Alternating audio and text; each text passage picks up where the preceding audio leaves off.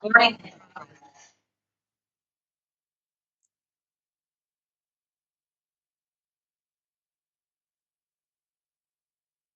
上好，น้องแก้วดอน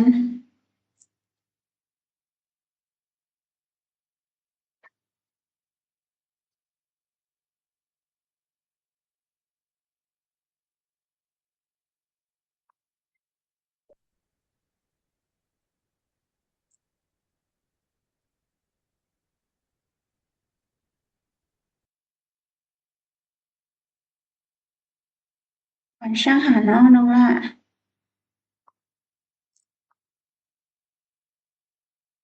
เอ๊ะ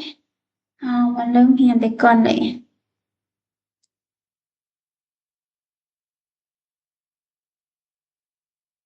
ก่อนที่เราสิเรียนอาจารย์จะผ่านพวกเรามาว้าววันที่ในภาษาจีนเนาะ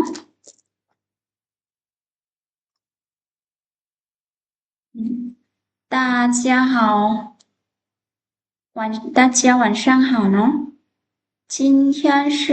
2026年5月5日，星期二。โอเคน้องแก้วอุดรกับน้องล่าได้เบิ่งตัวเวียกบ้านที่อาจารย์มอบให้บ่ที่อาจารย์ส่งเข้ากลุ่มโดยเบิ่งโอเคน้องแก้วอุดรได้เบิ่งบ่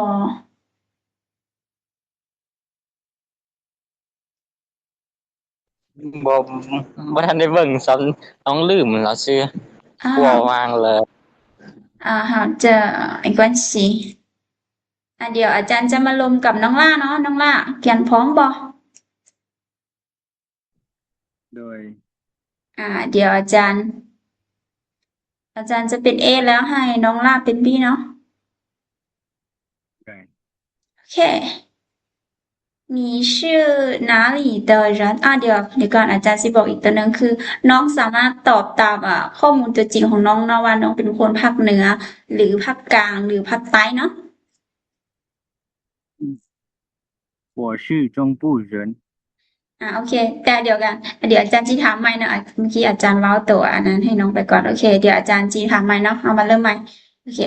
你是哪里的人我是中部人โอเคแล้วเดี๋ยว我也是中部地区人อาจารย์เติมคำว่าเย่ชื่อเนาะเย่ชื่อก็คือก็แม่นคือกันเนาะอาจารย์ก็เป็นคนภาคกลางคือกันเนาะโอเคเก่งหลายน้องล่ะ非常好好的เฮามาเรียนโตจากตัวเมื่อวานนี้เนาะโอเคเฮามาเบิ่งตัวบทสนทนาตัวนี้จะเป็นบทสนทนาที่เป็นทางการส่วนหลายเนาะแล้วก็จะใช้กับคนที่แบบว่าแบบ เป็นทางการที่แบบใช้กับคนที่แบบเป็นผู้ใหญ่หรือว่าคนที่แบบใหญ่โตอหยังประมาณนี้เนาะหรือว่าคนที่แบบว่าอายุใหญ่กว่าเราหรือแบบเรานับถืออหยังประมาณนี้นะเราจึงใช้พวกนี้เนาะแล้วพวกที่แบบว่าเขาเจ้าร่วมกันทางแบบเจอกันแล้วร่วมกันทางเรื่องธุรกิจบ่อีหยังประมาณนี้เขาจะสไลด์จะใช้แบบนี้เนาะโอเค信会信会信会很高兴认识你很高兴认识你ตัวนี้จะว่าในกรณีที่แบบว่าคือแบบว่าเฮาทักทายแบบว่าแต่ว่ามันจะเป็นกรณีที่แบบว่าเฮาหาก็เห็นกันเนาะแล้วแบบยังบ่ได้รู้จักกันมาก่อนจะใช้คำนี้เนาะ很高兴认识你แต่ว่าตัวซิ่งหุ้ยตัวนี้จะเว้าในก็แบบว่าเฮาเจอกันแบบว่าทักทายกันเนาะซิ่งหุ้ยก็คือแบบทักทายเนาะแต่ว่าตัว很高兴认识你ตัวนี้จะเป็นแบบว่าเวลาเฮาทักทายแล้วเนาะซิ่งหุ้ยหรือว่า你好你叫什么สมมุติอาจารย์ลบกับน้องล่าเนาะแล้วอาจารย์ว่า你好你叫什么น้องล่าก็ตอบ我叫ล่ามันบอกจากนั้นอาจารย์ก็จะเว้าคำว่า很高兴认识你ตัวนี้จะเป็นคำที่มันจะอยู่แบบท้ายๆเนาะแต่ว่าโอเคอาจจะเอามาใส่นี้ก็บ่เป็นหยัง都很高兴认识你ตัวนี้จะเป็นว่าจะแปลแล้วเนาะจะเป็นดีใจที่ได้รู้จักเจ้าเนาะดีใจหรือว่ายินดีที่ได้รู้จักเจ้าเนาะประมาณนี้เนาะ很高兴认识你久仰久仰久违久仰久违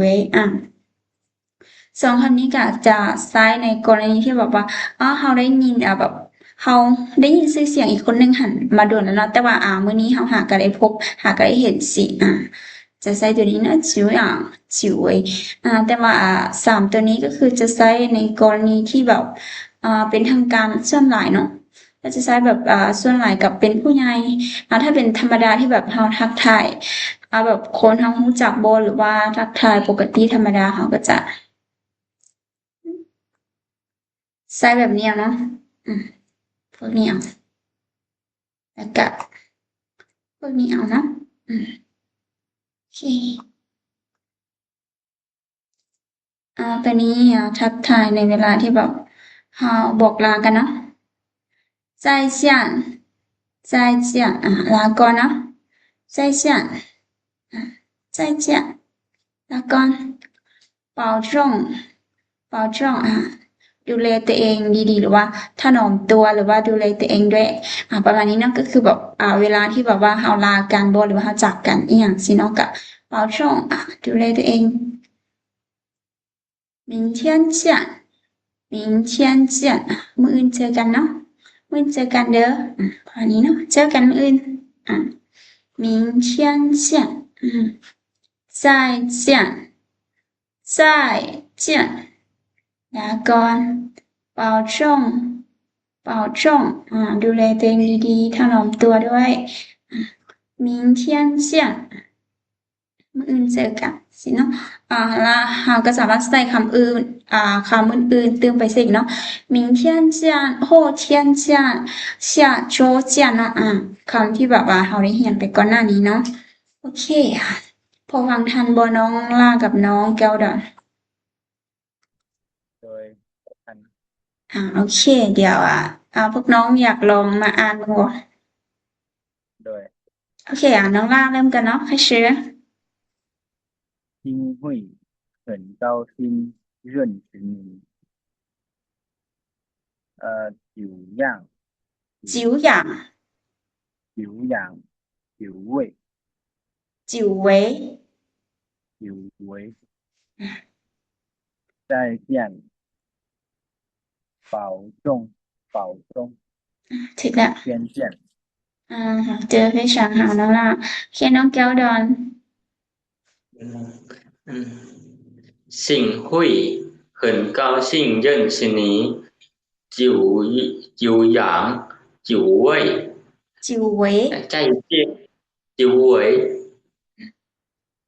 再见保重明天见好的非常好น้องแก้วดอนเก่งแล้วเนาะโอเคเรามาเบิ่งบทสนทนาของเราเนาะโอเคบทสนทนาของเราตัวนี้แต่ว่ารู้สึกว่าบทสนทนาอาจารย์บ่ได้เอาตัวบทสนทนาของอาจารย์บ่ได้เอา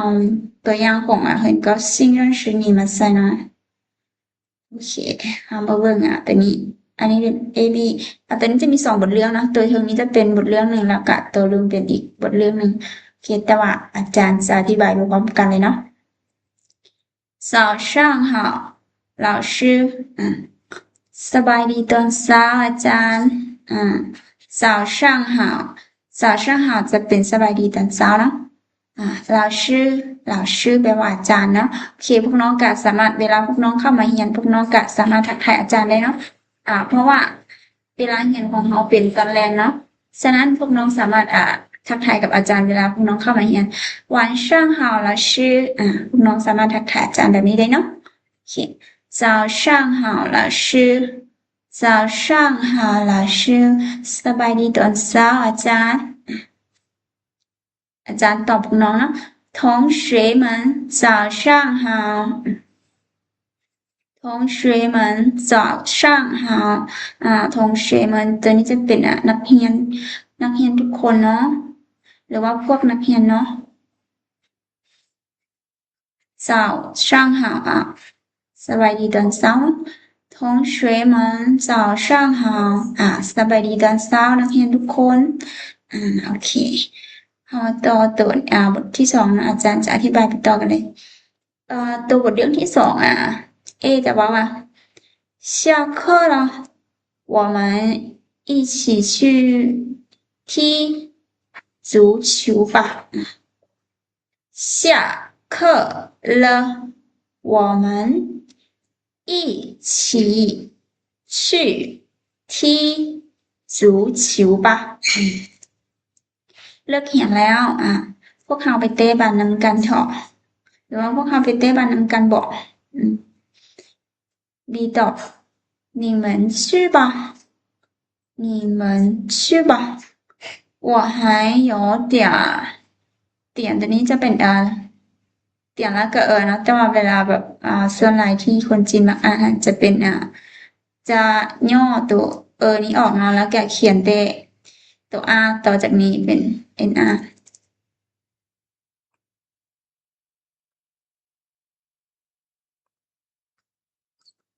แบบนี้นะโอเค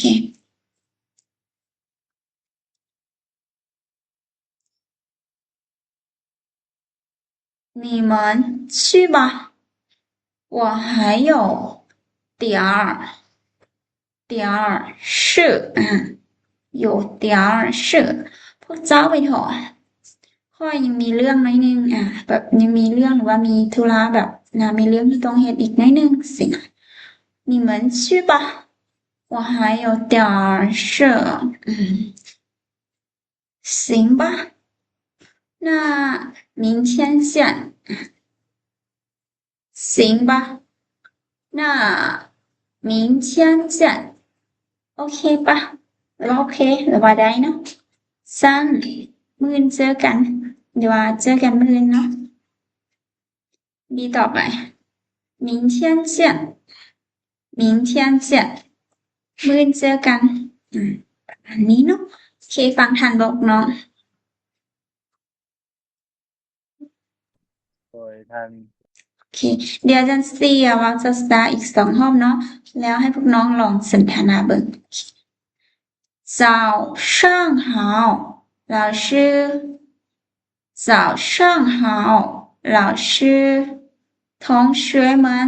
早上好同学们早上好下课了我们一起去踢足球吧下课了我们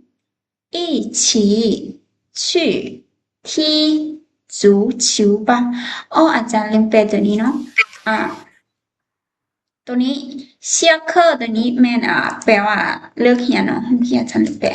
เชียเคอร์เลิกเรียนเนาะเลตัวนี้แปลว่าแล้วเนาะ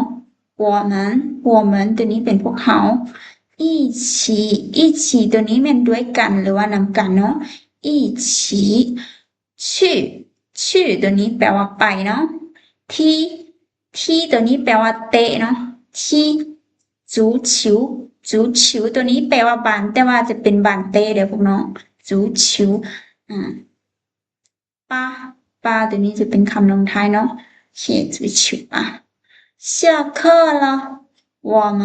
一起去踢足球吧你们去吧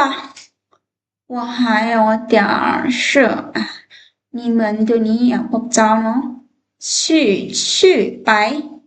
ป้าคำลงท้ายเนาะหน้าหรือว่าบอกเถาะเนาะ我ค่อยเนาะหายยังเนาะโยแปลว่ามีเตี๋ยตัวนี้พวกน้องซื้อเอาไว้เนาะถ้าคำว่าเตี๋ยตัวนี้น้อยนึงแต่ว่ามันจะต้องมีตัวนี้อยู่นำเตี๋ยตลอดเนาะจะเป็นเตี๋ยก็คือเฮาอ่านควบกันออกเสียงควบกันเนาะเตี๋ยน้อยนึง ชื่อตัวนี้แปลว่าเรื่องหรือว่าธุระเนาะ你们去吧我还有点儿事行吧那明天见行ได้หรือว่าโอเคหรือว่าโดยเนาะปะนะถอบอกหน้าตัวนี้เป็นว่าสั้นนะหรือว่าคันสั้นนะ明天见มื้ออื่นเจอกันนะโอเค明天见明天见มื้ออื่นเจอกันโอเคมีน้องคนใดอยากลองมาสนทนาเบิ่งบ่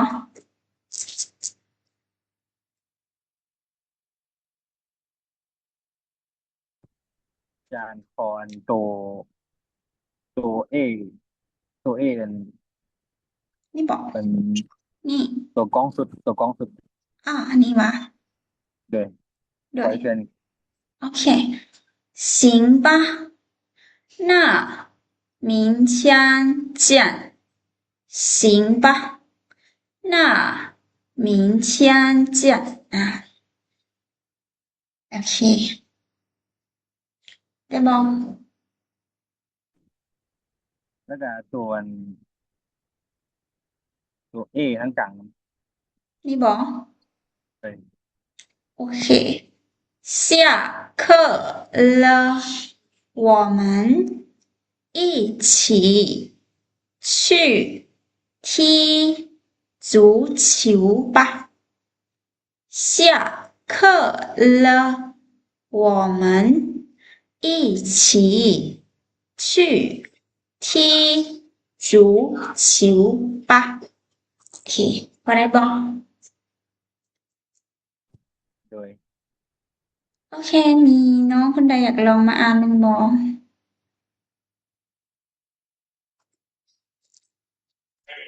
เดี๋ยวน้องอ่านเบิ่งก่อนบาทหนึง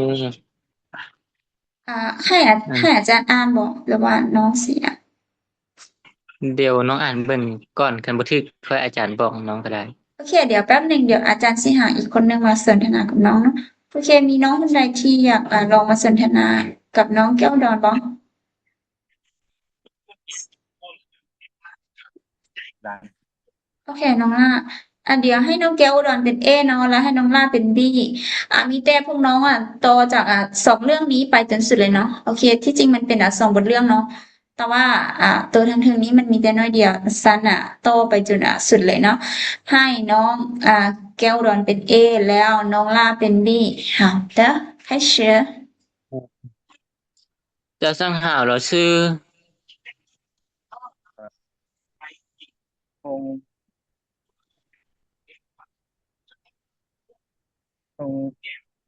同学同学们同学同学同学们早上好下课了我们一起去踢足球吧你们去吧我还有点儿事行吧那行吧那明天见明天见好的非常好เนาะน้องล่ากับน้องแก้วอุดรโอเคเก่งหลาย好的还有写下来读一下吗ยังมีน้องคนใดที่อยากลองมาอ่านอีกบ่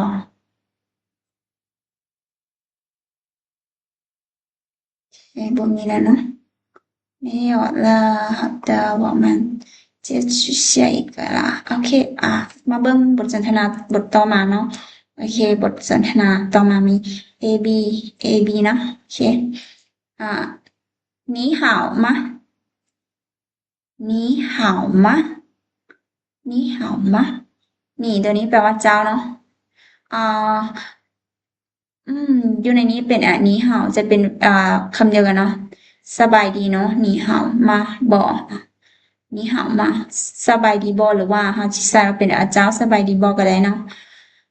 我最近不太舒服你呢我最近不太舒服你呢我ตัวนี้แปลว่าค่อยเนาะ最近แปลว่าช่วงนี้หรือว่าช่วงใกล้ๆนี้เนาะ ปูตัวนี้แปลว่าโบเนาะไทยตัวนี้หลายเนาะ舒服舒服舒服舒服ตัวนี้แปลว่าสบายเนาะ你找呢的我最近不太ตัวนี้จะเป็นปูเนาะตัวนี้ต้องเป็นเสียงสองนะโอเคใส่เป็นเสียงสองให้อาจารย์เดี๋ยว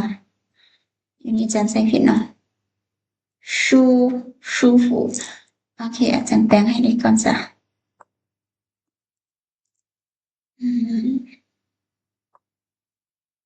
ปู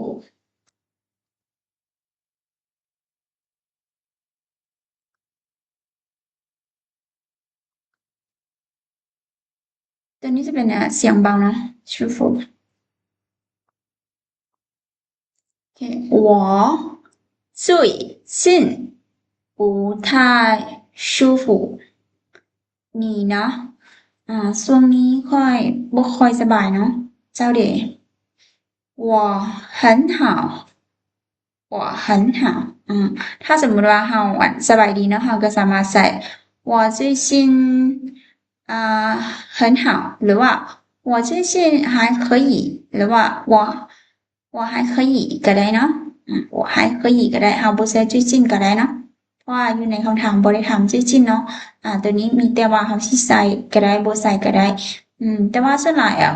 ที่อาจารย์เห็นคนจีนส่วนใหญ่เขาจะสนทนานั้นถ้าสมมติมีคนถามว่า你好吗หรือว่า你最近怎么样เขาจะมักจะตอบเป็น还可以หรือว่า还好ประมาณนี้เนาะคำส่วนหลายที่เขาจะมักใส่โอเคแต่ว่าอันนี้เป็นตัวอย่างที่เราก็เริ่มเรียนแล้วเราต้องเรียนรู้หลายๆอย่างไปเนาะโอเค我很好你要保重身体我很好你要保重身体我แปลว่าค่อยเนาะเหินตัวนี้แปลว่าหลายหรือว่าคน好แปลว่าดี你เจ้า要ตรงหรือว่าจะหรือว่าเป็นเนาะ保重แปลว่ารักษาหรือว่าดูแลเนาะ身体แปลว่าร่างกายหรือว่าสุขภาพเนาะ身体ร่างกายหรือว่าสุขภาพจะเป็นน้ำเสียงคำลงท้ายเนาะที่แบบแปลว่านะหรือว่าก็ได้เนาะ我很好你要保重身体ค่อยสบายดีหรือว่าค่อยสบายดีค่อยดีหลายเจ้าต้องดูแลสุขภาพด้วยหรือว่าเจ้า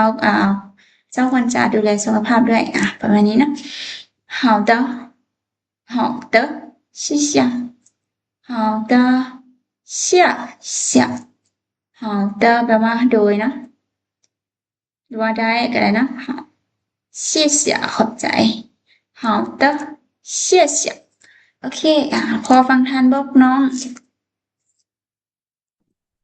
โดยโอเคเดี๋ยวอาจารย์ซีวาศึกษาอีก2รอบเนาะแล้วให้พวกน้องลองมาสนทนาโอเค你好吗你好吗我最近不太舒服你呢我最近不太舒服你呢我很好你要保重身体我很好你要保重身体好的谢谢好的谢谢好的มีน้องคนใดอยากลองมาสนทนาบ่有吗โดยโอเคน้องละมีน้องอีกคนหนึ่งที่สิมาสนทนากับน้องละบ่น้อง好的ให้น้องล่าเป็น A เนาะแล้วให้น้องเกียวดอนเป็น B 好的可以啦开始你好吗我最近不太舒服你呢我很好，你要保重身体呀。好的，谢谢。เจอฟิชสังหาวเนาะเก่งหลายน้องแก้วอุดรกับน้องล่าเจอยังมีน้องคนใดที่อยากลองอ่านอีกบ่โ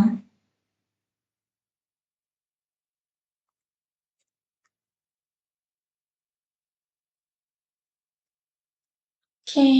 บ่มีแล้วเนาะโอเคเดี๋ยวเดี๋ยวอาจารย์ซีส่งลิงก์เข้ามาเนาะแล้วน้องไปกดลิงก์ใหม่เด้อ